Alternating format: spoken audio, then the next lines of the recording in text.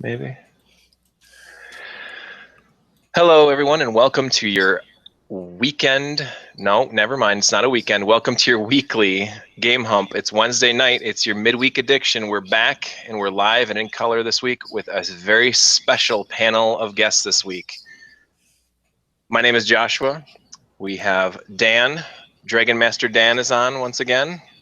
Hello. We've also got Owl Anonymous. He is being a part of the show this week, and he's also streaming live on his Twitch account, so that's exciting. Hi, Owl. Yo, what's up? Sorry, I'm gonna be a few minutes. I'll be in the background. All right, you be in the background. He's here as well. He's going to be interjecting his opinions on all sorts of things that we don't care about, but also, most importantly, is our special guest this week, Martin Alessi. Hi, Martin. How are you doing? I'm doing great. Thanks for having me. No, thank you for being a part of it. I'm really excited to have you. It's awesome that you want to be a part of the show this week, and we have a lot to talk about. A lot of exciting things are going on right now with Little Player, with everything else that's going on in the gaming world. I mean, I've heard that the NX is going to be unveiled tomorrow. That's a lot of big news coming in the gaming universe. So how are you doing? How's everything going with you these days? We're doing really well. It's a lot of work to start a magazine in this day and age when magazines are dying and a lot of people are going bankrupt. I'm glad to say we're doing well. We're growing. Every month we're growing. We're not shrinking, so that's a good thing. That is awesome. We're very excited about the Nintendo NX. Nintendo's been very kind to us and given us a lot of support and given us product to review. So we're excited to see what gets unveiled tomorrow morning, and we're going to try and get it into our November-December issue. Sweet. So I'm holding back a few pages just for this announcement. That's so cool. There's so much speculation as to what we're going to see. There's so many people that are insiders that think they know what it's going to be about. And there's my idea of what I hope it's going to be, what the system's going to be. What are some things that you're thinking that this might wind up becoming for the NX? Is it going to be like the PlayStation VR? Is it going to be like a handheld? I'm just throwing my ideas out there. Well, I've seen some of the rumors that they're calling it Nintendo Duo in Japan, but that could be a rumor. Yeah. It could just been somebody who's good with Photoshop who put that together. But I do know that it's probably going to be a home console and a portable console all in one. And there's speculation that it uses cartridges instead of discs. Yeah. So,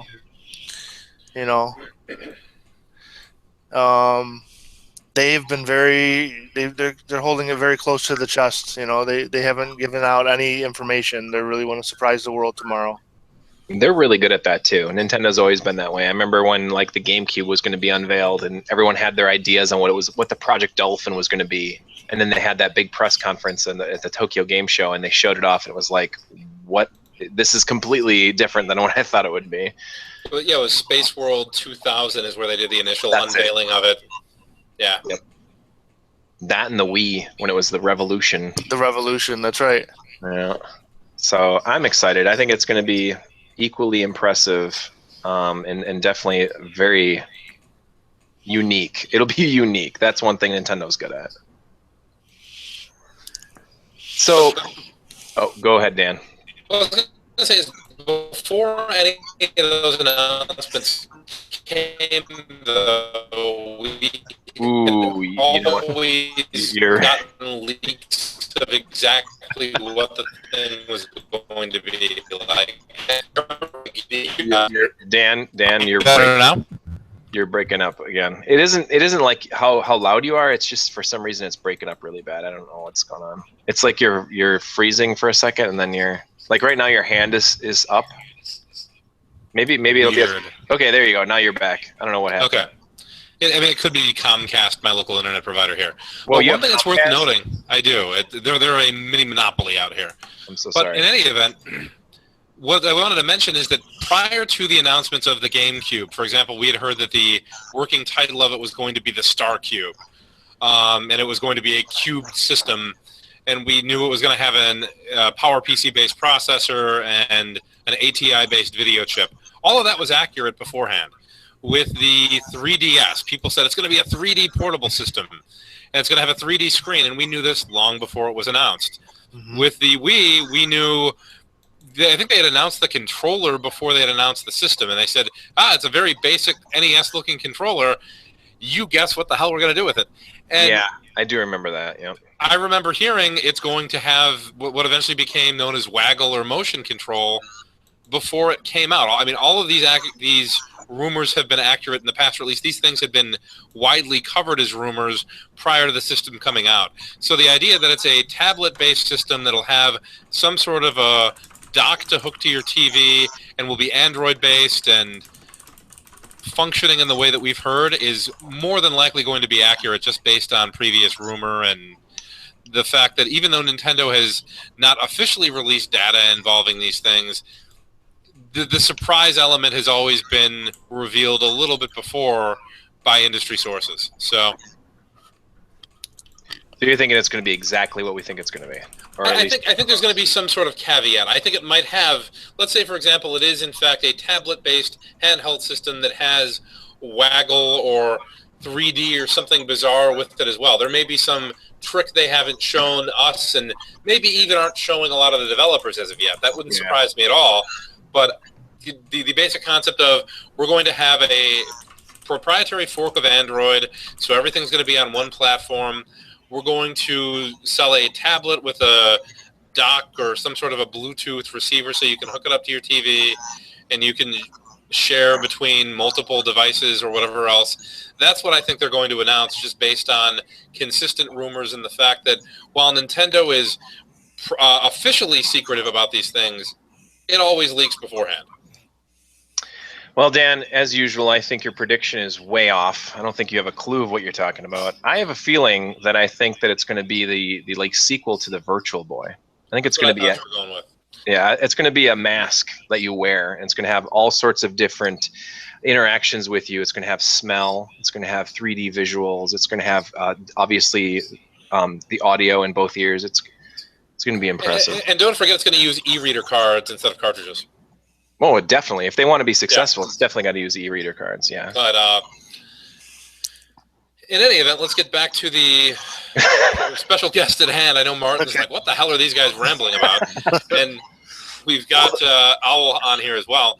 So, Martin, do you want to tell us a little bit about the magazine? Sure. Little Player is a video game magazine for kids aged 5 to 12. Within its pages, we only cover E-rated titles. So that would be EC, E, or E10 plus. Sometimes we'll cover a rating pending game with the assumption that it's going to fit our format, and we've had pretty good luck with that. Nice. So far, nothing's come out mature or teen that we've covered in our preview section. It's an interactive magazine in the respect that kids can send in their reviews, and we have a reader reviews page, and we have a team of junior editors. We have 4 junior editors, and their median age is around 8 or 9 years old, and they write reviews in their own words about current gen systems, current gen games. That's so cool. I would assume that about 10 years ago, maybe a little more than 10, no, about 10 years ago, you guys probably would have done an early development review of Conker on the N64. Yeah, we did cover Ukulele, and then they kind of switched gears on that one. Oh yeah, yeah. I think that's going to be a teen title because of the amount of sarcastic, comedic content that's in there. Yep. Yep, my 8-year-old son had we subscribed to Little Player. I saw you at the Midwest Gaming Classic, and you guys were handing out free issues of the magazine, and I brought one home. And my son got a chance to look at it, and he read through the magazine, and he was in love. He's like, every time we get one of those Little Player magazines in the mail, he just falls in love with it, and he's a big fan of it. There's I think in the last issue you had mentioned, or someone mentioned, that you can get a picture of yourself reading a magazine in the issue. So he's really excited about that, about wanting to be in the magazine. So I still have to submit that picture. Okay, there's still time.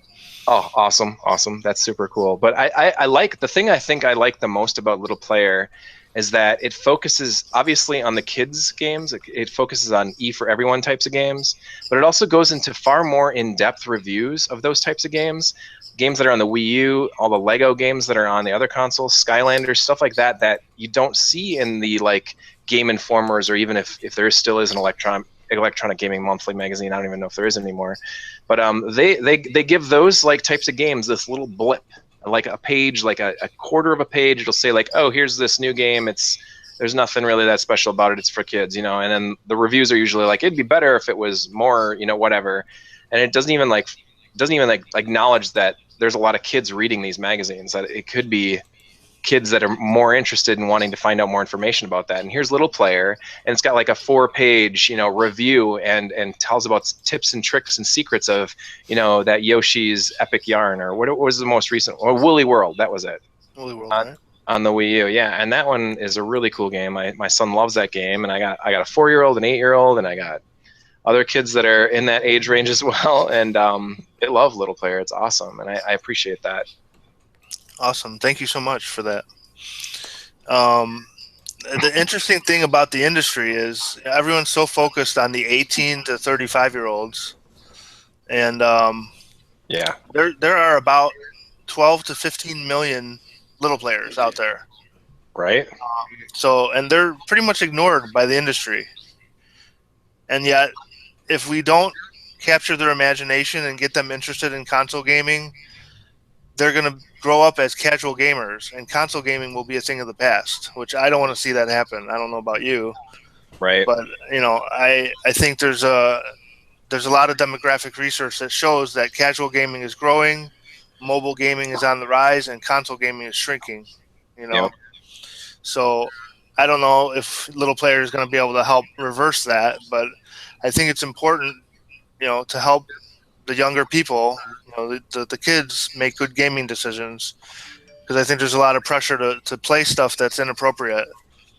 Well, and I think there's another perception problem that goes with E and titles that are aimed for all ages, in the sense that it seems like the major publishers are aiming everything also at that same 18 to 35-year-old demographic, compared to what we've seen in generations past. If we go back to the even 32-bit era, there were a lot more kid-friendly platformers and party games and things of that nature, and the emphasis, especially for AAA games, seems to be heavily on teen or mature-rated titles, and that's a trend in and of itself that I find a little bit disturbing, both from a game type standpoint and the fact that a lot of genres of games are kind of dying from everyone except Nintendo, as far as the major platforms go.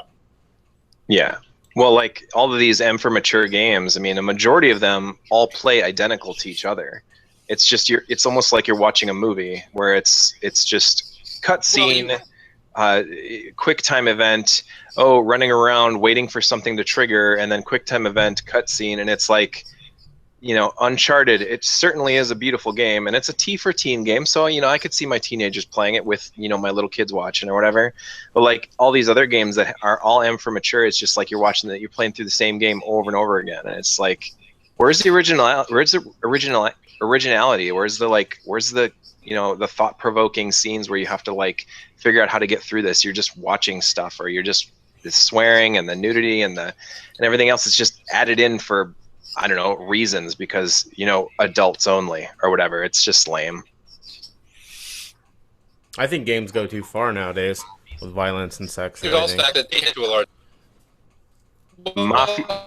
Oh, Dan, you're breaking. With a lot of games. Man, better now.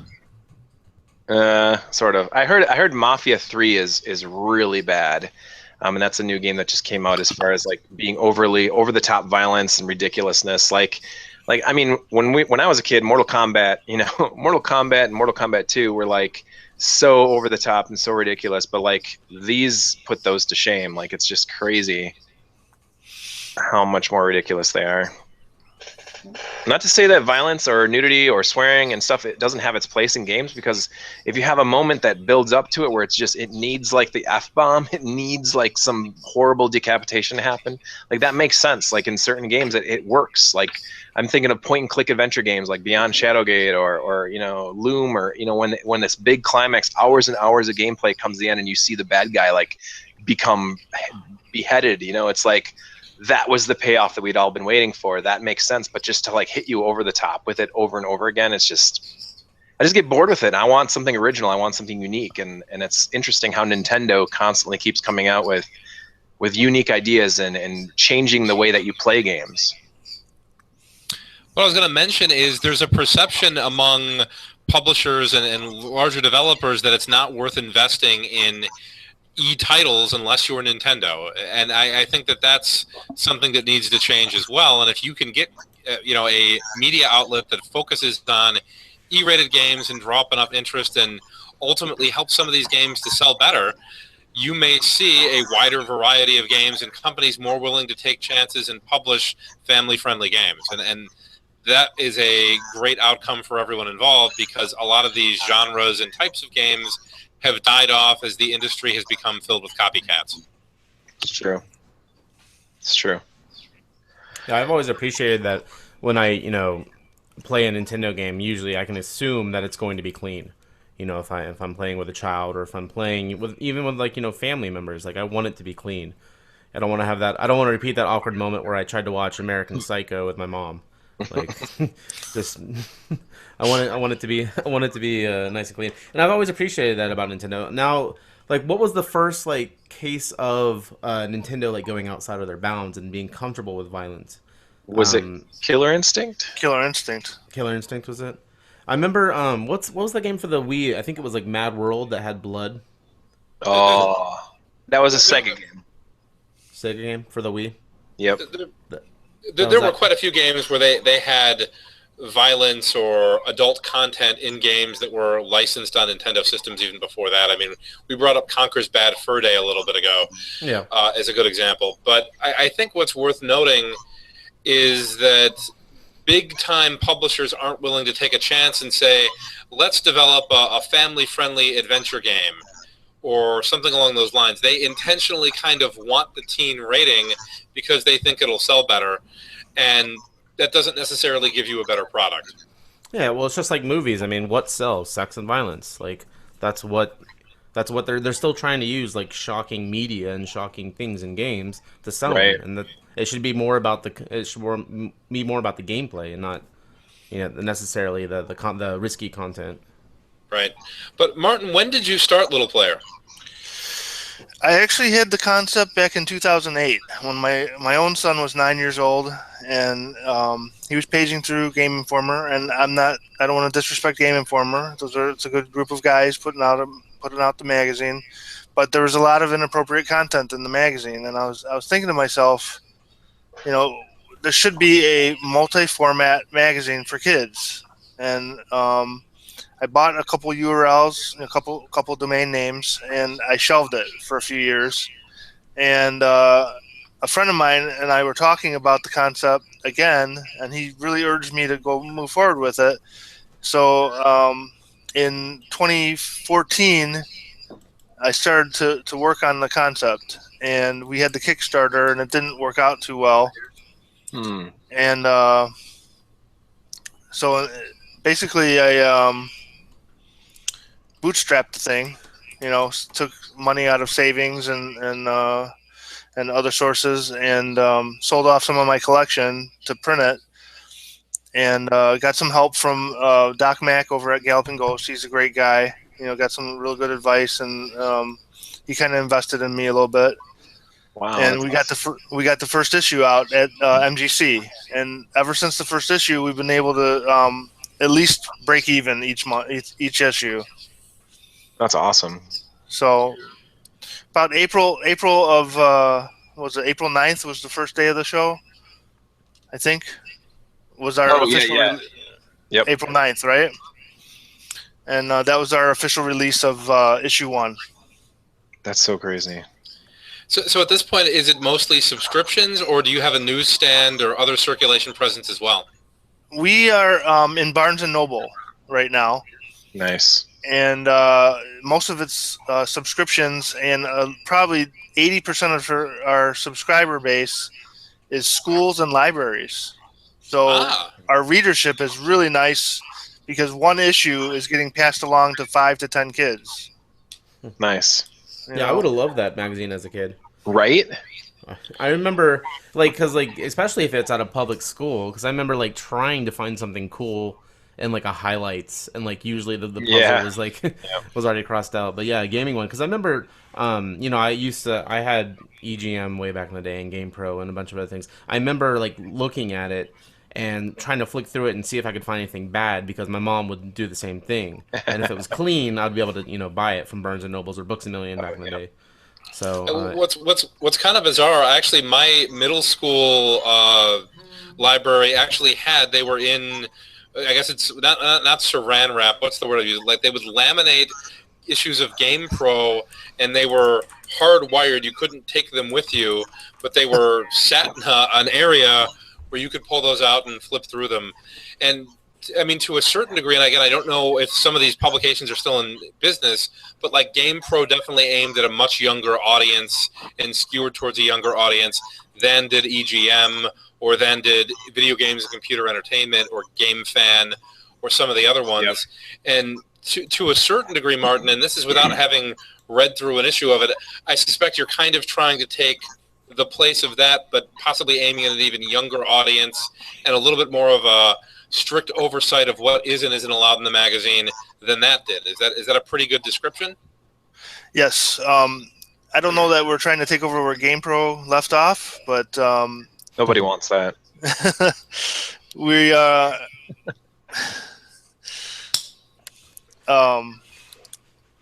think we're doing a good job of filling the niche that was left by Nintendo Power as well. Yep. Right. About 40-50% of our content is Nintendo content because they care about kids. They produce games that are appropriate for younger audiences. And, I know myself, I grew up with Nintendo. I'll admit it, I'm a Nintendo fanboy. And most of my favorite games and most of my best memories of video gaming as a kid were Nintendo product. So it's nice to pass that along to this generation of young people.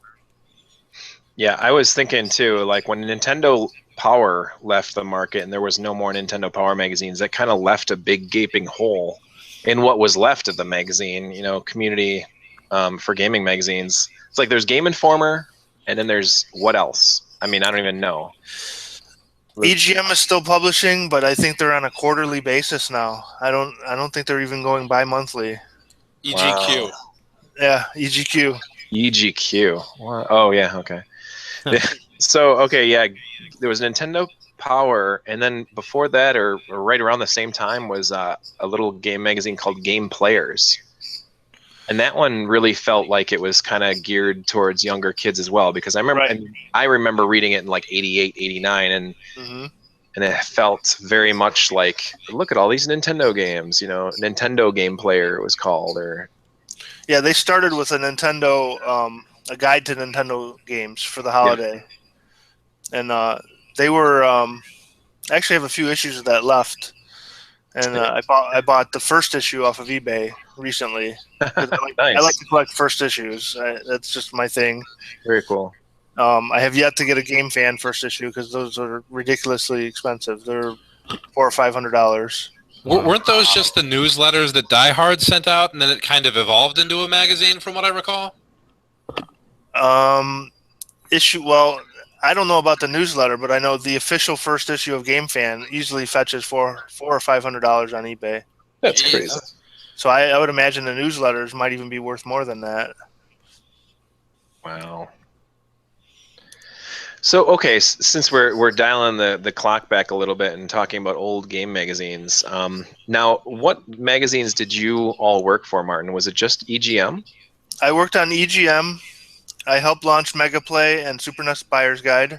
Oh, awesome. So I designed the templates, and I designed most of the core of the magazine, and then we handed it off to our associate editors to produce the rest of the pages. but I art directed Super Gaming, which was a 4-shot. I don't know if you guys have heard of that one. That was a Sendai publication. Mm-mm. It sounds familiar. Yeah, it covered the Japanese video game market. Oh, sweet. And then Hero Illustrated I worked on, which was Steve's answer to Wizard. Yep, comic magazine. Oh, yeah. Right. That was fun. I met a lot of people who I didn't really know who they were, but now that I look back at it, I'm like, holy cow, I met Todd McFarlane. I met... Wow. I met, I think Neil Gaiman. Yeah. Neil Gaiman lived right around that same area. He did signings at like Graham Crackers and stuff right around Lombard where you were. Right, yeah. So I met a lot of, very interesting people, and I wasn't the biggest comic book fan, so I think I might have taken it for granted as being a young man, meeting, these superstars of the comic industry. Right.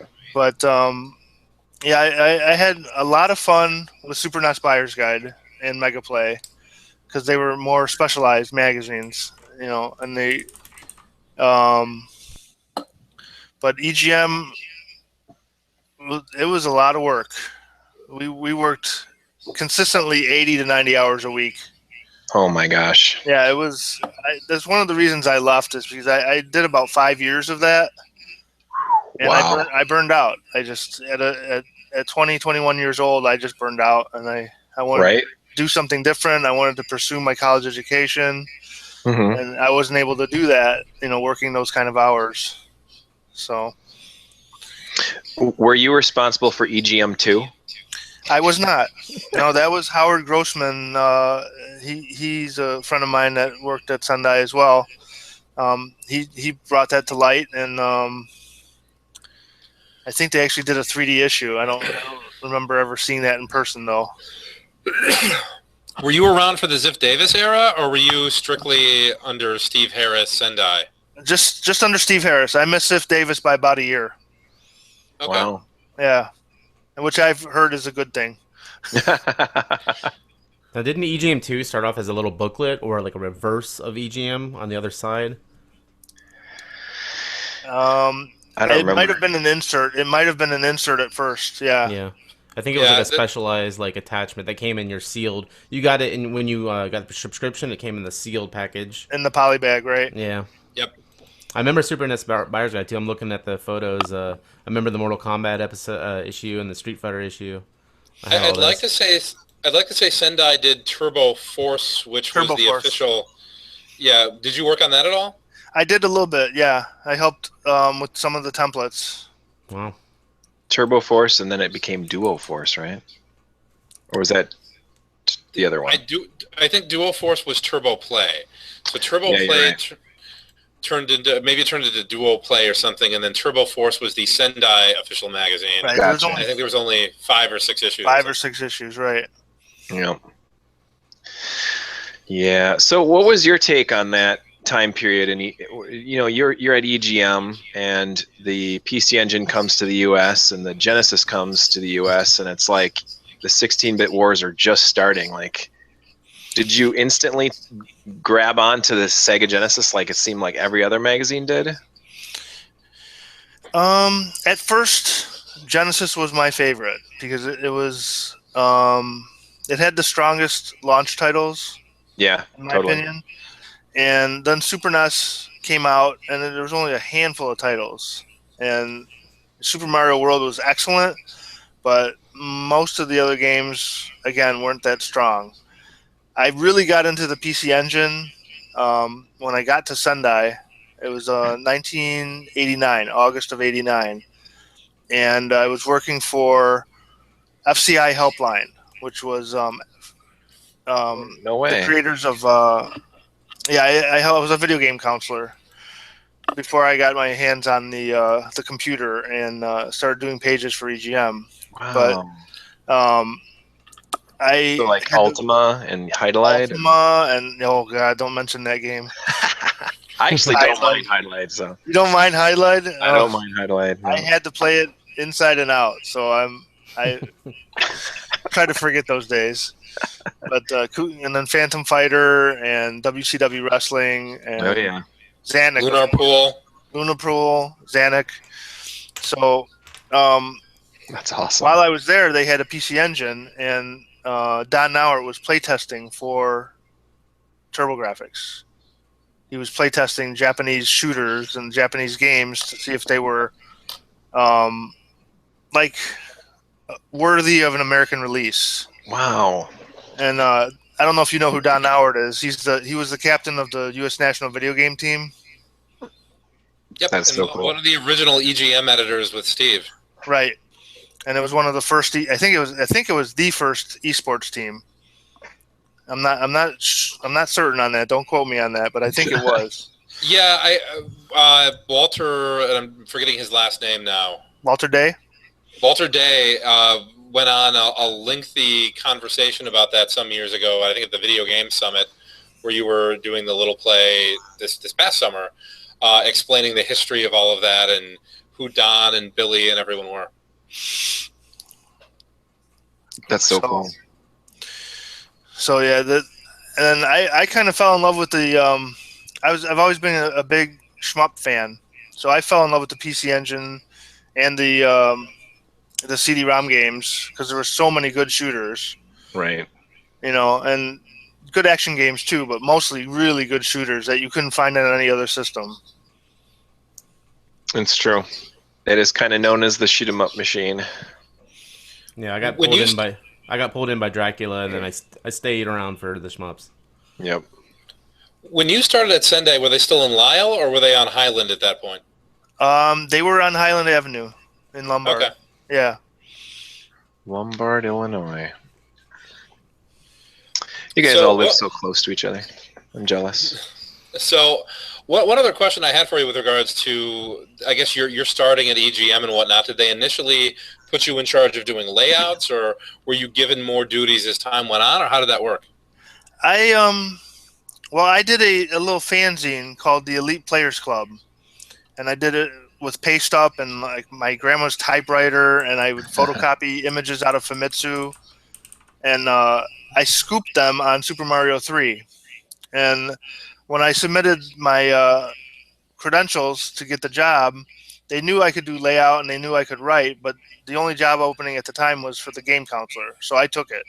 I just wanted to get my foot in the door. Wow. In about 6 months, I was working on a Macintosh for the first time, using a beta of Photoshop, and we were trying to figure things out. Originally, the magazine was done with Ventura Publishing, which was a terrible program. And then we got Quark Express. And when we got Quark Express, I think I spent all my weekends just trying to learn this program, just so that I could lay out pages. And I was 17 years old with no formal art direction background or anything like that, and was just very, very blessed and very lucky to be in that position. That's so cool. So, going back to the PC Engine conversation a little bit, and living in DuPage County at that same time period, one thing I noticed was locally, at least in the area emanating around Wooddale, was that the TurboGrafx 16 was disproportionately popular around us, either due to NEC's local promotion or what have you. Did you experience the same sort of thing around that same time period, or was your experience in and around EGM and locally different? Locally, I would say, again, it kind of came in waves. Genesis was #1 for a while, and then when Super NES released, there was a lot of hype around that, but I can't say that I remember TurboGrafx being the most sought after or most popular system.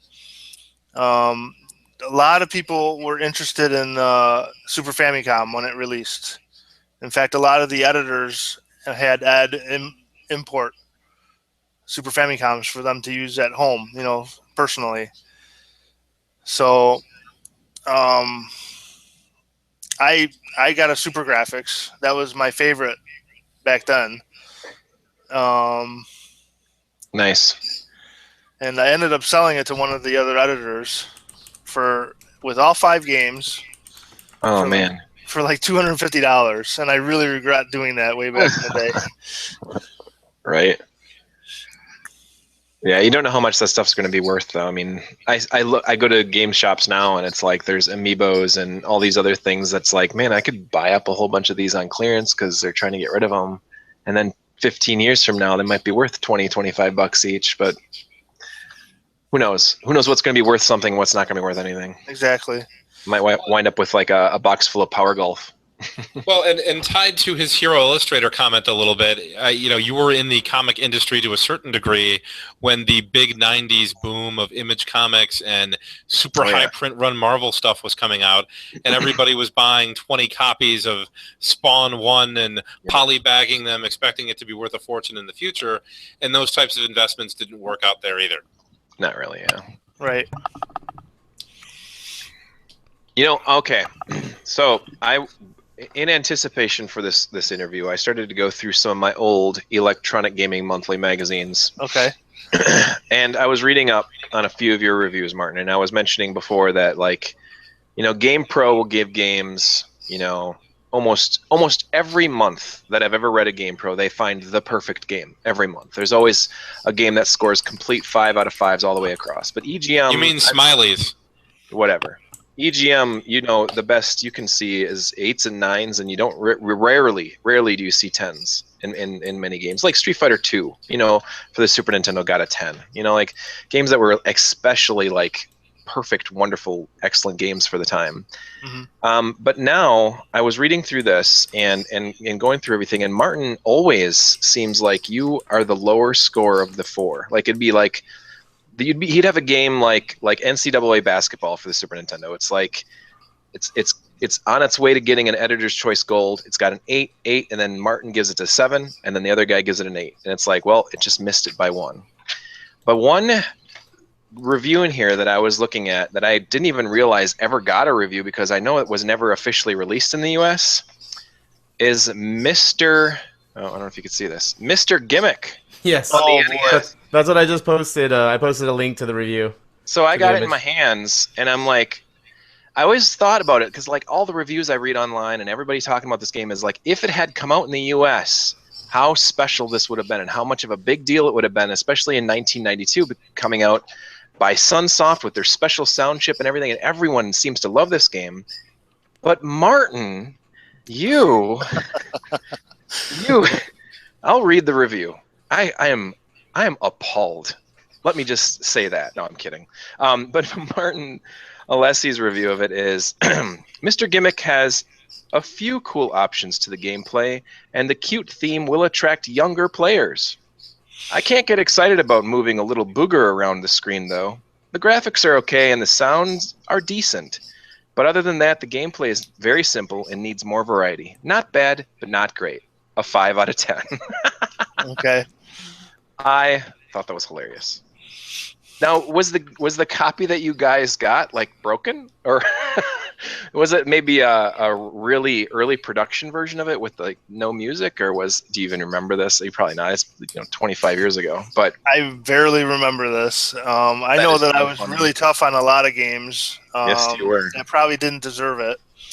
One that I get constant flack on is Herzog's Y. Oh yeah. And I actually grew to love that game later, after EGM, after the burnout was over, and I could play video games for my enjoyment rather than because I had to. There's a lot of games I picked up and I'm like, wow, I kind of, bless you. That's very true. When you have to do something, for your job, you can kind of lose that like excitement or that love for it just because it's your 9-to-5 job, or for you it was a 9-to-9 job. Right. 9 to 10, 9 to midnight. 9 to midnight, yeah. I'm going to upset Owl here and levy some criticism at Sunsoft's masterpiece, Mr. Gimmick. It's a really, really hard game, and if you have a game that is that difficult that's aimed at little kids, which presumably it was, this was a mascot-y type platform game, that's not necessarily the best combination. It's a well-made, well-put-together game, but it's really, really hard for the type of game you're expecting. At that time, the NES was a little bit past its prime, so comparing the visuals and sounds and whatnot to a modern 16-bit platformer, I can see why somebody might not have been as welcoming towards the game at that time frame. Is it any harder than Little Nemo's Dream Master? I've never extensively played that. I've played it a little bit, but it's hard. It's really hard. I've got not the I think Little good Nemo is ending, but I harder. got the bad ending. I think Nemo is harder than Gimmick. That's just Mastering the physics of bouncing off the star is not easy, and I know how many hundreds of hours Patrick has had to probably put into doing this. Yeah. So, Mr. Gimmick's pretty brutal. It was also, you have to remember that it was 2 years into the Super Nintendo, or a year and a half. yeah. When they had it at Expo, people thought it was a Super Nintendo game, and they were completely interested in it. But then they actually, once they heard it was on the Nintendo, they lost interest. It also had a extra sound chip, which made the cart more expensive to produce. So like it was just the wrong timing and the wrong game for that time. If it would have been, I think they should have developed it for the Super Nintendo. Well, two quick notes. First one is the NES wouldn't have had the extra sound chip because it doesn't have the pinout. That's on the bottom of the NES rather than on the cart slot from the Famicom. So the Famicom version would have had the extra sound chip. The NES one wouldn't. It did have that weird accelerator chip that Batman Return of the Joker had, which might have made it more expensive, but yeah. I guess the other thing is it does not look like a Super Nintendo game. It still has the NES 50 colors or whatever the max is. It's still a little bit of a washed out looking game with it looks great for an NES game, but I don't think too many people are going to be saying that should be on the Super Nintendo. Well, I'm going from actual interviews with the people that are the creators. They said that people thought it was a Super Nintendo game. It should have been on the TurboGrafx. It would have been a system. It would have been amazing on the TurboGrafx. It would have been a system seller. No parallax scrolling though.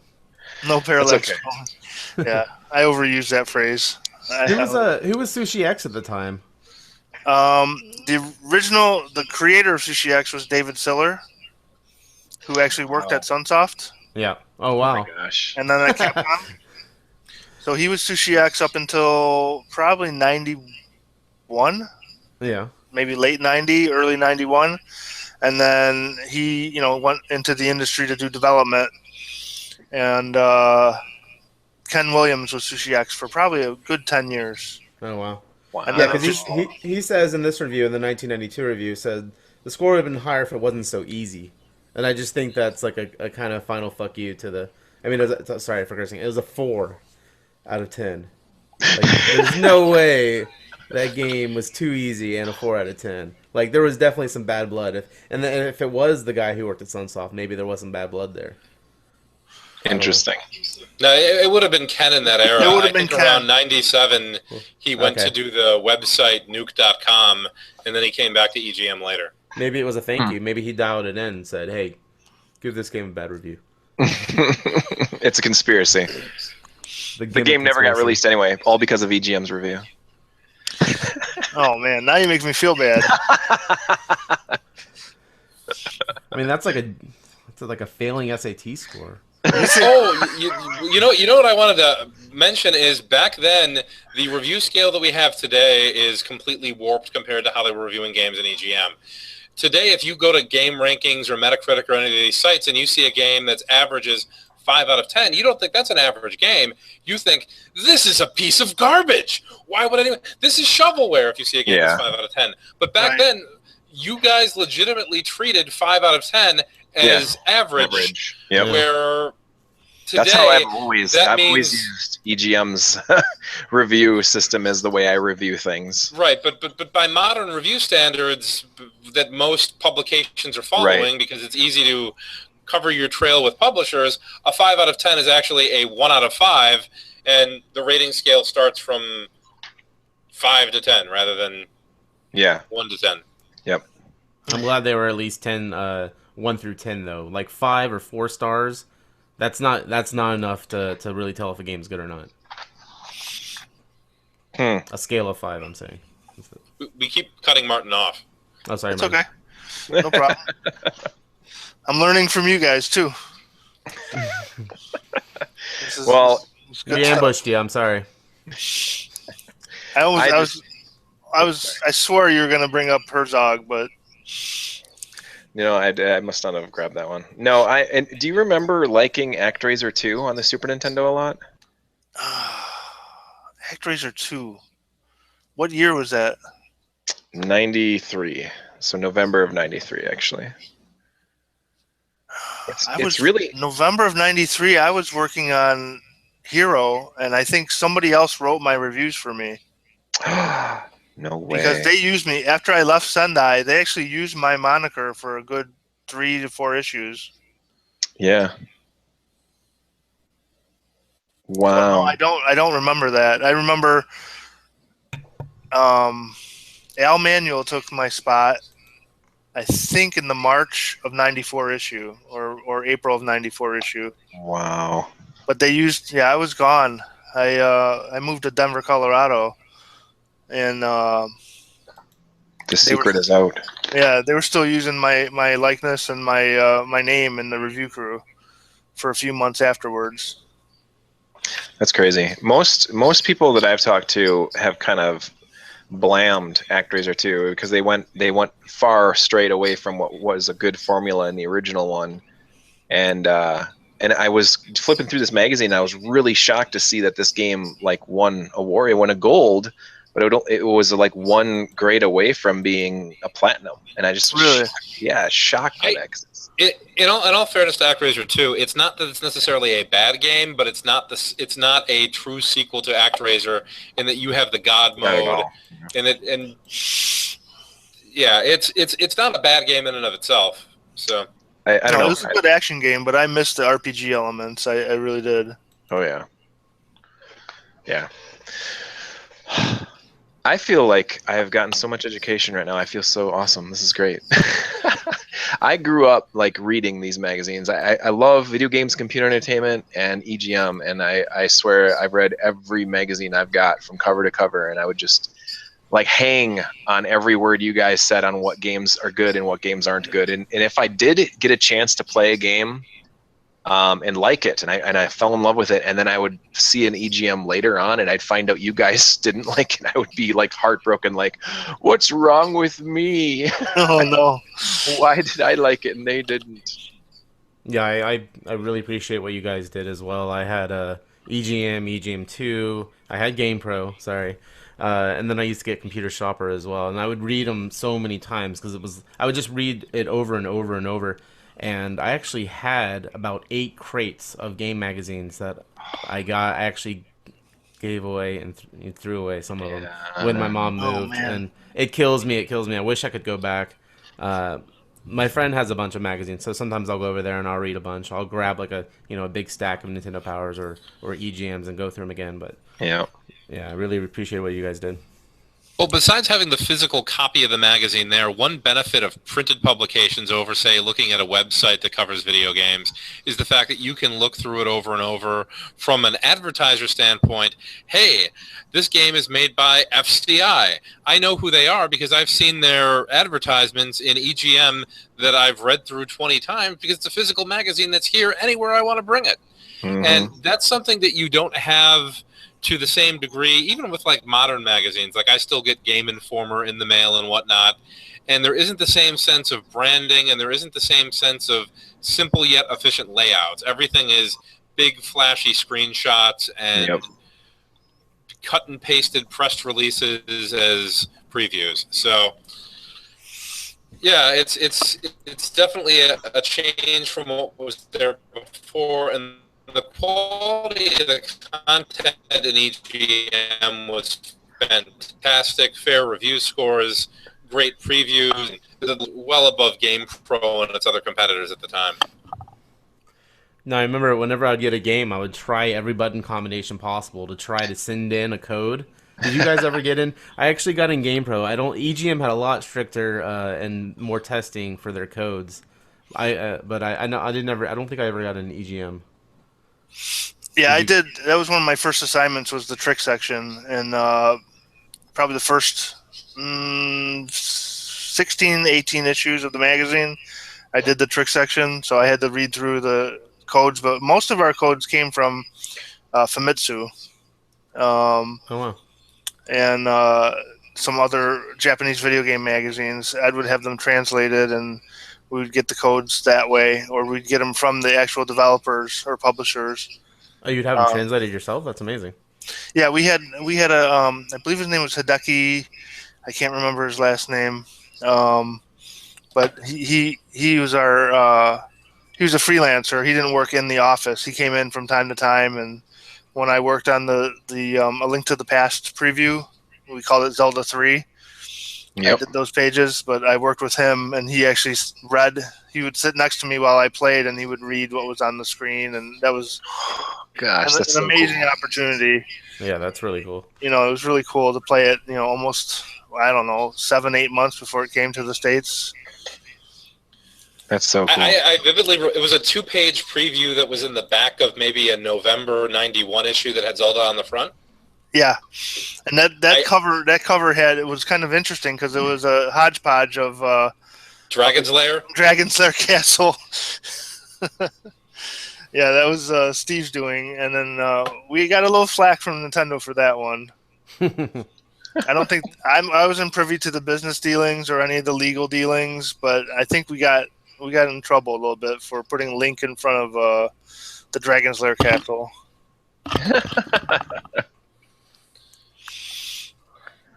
Oh yeah, I vividly remember getting that issue in the mail when I was about 10 years old. Oh yeah. Wow. Hearing about Zelda 3. Yeah, I remember when the first time I saw the screenshots of Zelda or Link to the Past, I was just so happy that it wasn't going to be a side scroller like Zelda 2 was. I'm in the minority. I actually really like Zelda 2 as a game. I certainly like the original 1 and 3 more, but I like the RPG elements, the overworld. I still really like Zelda 2. This is where we'll argue forever and ever. Now I'm trying to remember. Did Neo Geo get any coverage in EGM? Yeah. Oh yeah. Yeah. I remember it would be just like one of the strip reviews, and not like a main feature. I just remember always reading in the back and staring at the graphics in Neo Geo, and then reading the price guide and just can't believing how much the cartridges were. Yeah. Oh yeah. And how cool the AES kids. I knew one. Yeah, right. No, EGM did some pull-out sections for the Neo Geo, and they did a few spots. It definitely wasn't getting the coverage like the Super NES or the Genesis got, but it got some, especially when Samurai Shodown 2 came out and Fatal Fury Special. They did whole sections, 3 or 4 page. I did a 2-pager. I think it was a 2-pager on Last Resort, and that was a lot of fun. Oh, awesome! Because that's back in my prime when I could kill a shmup. Without any codes or anything, I got through that game, and that's a really tough game. I don't know how many of you have played Last Resort. Yeah. Yep. Still hard. Well, one other thing I wanted to bring up since we've got you here is the video game buyer's guides. You would have ratings of systems and would give out awards. Was that done by committee, or was it, one person would just pick this is the Genesis game of the year? That was primarily Ed and Steve taking our reviews, and they had some mathematical way of doing it. Okay. And I think it had to do with which system had the most games with the highest reviews. And then when we did the buyer's guide, we actually individually rated the systems ourselves based on how we felt about the systems, So, again, and I was very young. I was 18, 19 years old. So as a mature gamer, now I look back and I go, wow, I was really brutal on some of this stuff. Or this was, way off, or, but we told it like it was, we told it like we honestly felt about the systems, the games, everything came from the heart.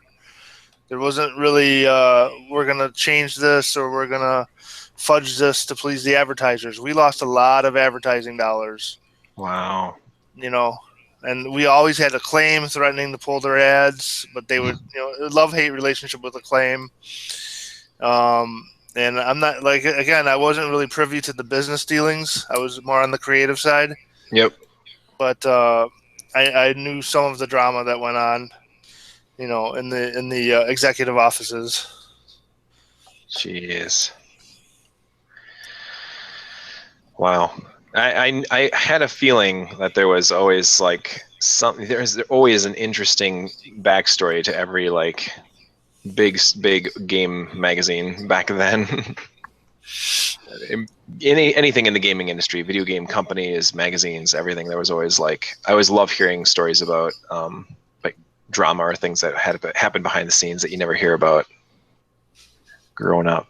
So yeah, one of the big ones. I don't know if you're probably familiar with it, but it was an anagram that was put into one of the issues that spelled out "Game Pro sucks." Let's not point fingers, but I know who did it, and it was done just as a friendly gesture, yeah. And we actually had a good relationship with the guys at Game Fan, and Game Pro Ed had a good relationship with the editor in chief. I think his name was Wes Knee-High, I think. Okay. Does that ring a bell? Not for me. Not familiar? Okay. Well, No. Ed and the editor in chief of GamePro, they had a good working relationship. So, and when that happened, it was it wasn't a mystery to anybody. Let's just say that. Interesting. And then there were I think somewhere I have the letter that Steve. I have a lot of memos, and I have the memo that Steve wrote to the industry. I'm gonna have to scan that and put that up someday. Wow. I have a box of like paginations and memos and all kinds of really interesting production stuff from the days of EGM. When I have the time, when I'm not being the creative director, the publisher, the editor in chief, and the right. Yeah. So, but it was really, I would say this about my time at EGM. It was probably the best time that I had working with my coworkers. The friendships that I made, some of those friendships have lasted 25, 26 years. And I can't say that about any other place that I've ever worked. Usually you're done working there, you're not really too close to too many people there. And I think that was neat. We were like a family, That's so awesome. When you're spending 80, 90 hours a week with the same guys, Yeah. it was really like family. Even Steve, who was a very intimidating guy at the time, he was like family. He was like a brother to me, Wow. And Ed has always been like a father figure in a way, That's so cool. So here we are. We're winding down the last few minutes of this podcast here. I did kind of want to get an idea from you, Martin, about what is in store for the future of Little Player. Now I know you got an issue coming out pretty soon here at the end of the year. Any little hints as to what we're going to be seeing? Yeah, our November-December issue is our retro edition, and it's a little bit retro edition, a little bit holiday buyer's guide. We've got an 8-page feature story on the NES Classic. Awesome. And I have screenshots of all 30 games and descriptions of all 30 games for the kids, because I think what's really lacking out there is, great, it's NES Classic is going to have 30 games. What the heck are these games? Most people haven't seen them before. They don't know what they are. And, not that they can't go and Google it or go to Wikipedia, but it's nice to have all that information in one spot, And so we're going to cover that stuff. And we have, like we did in the buyer's guide, I don't know if you remember, Joshua, in issue 1, we did the editor's choice, where the different editors pick their favorite 5 games. Yep. Well, we're doing the same thing, but they're picking their favorite 5 retro games. Oh, awesome. So it's really interesting to see the 4 kids, the junior editors, pick out their favorite retro games. They're 8, 9, 10 years old, and to see what they feel and what they think is really interesting. So that's really cool. Moving forward with Little Player, just going to continue working on getting into schools and libraries. Building our subscriber base, because right now newsstand is kind of brutal. Yeah. When the big guys like EGM are having a hard time at newsstand, it makes it a little scary for the little guy. Yeah, that's true. So but that's really our business model, is to focus on schools and libraries, and hopefully that'll spill over into personal subscriptions. That's really cool, and I am definitely pulling for you guys. That's why my son and I, we're going to definitely keep our subscription going for as long as we can. So thank you. It's awesome. It's something that you can really get behind and support. That's what's the coolest thing about it. So I think it's got a lot of heart in it, whereas a lot of other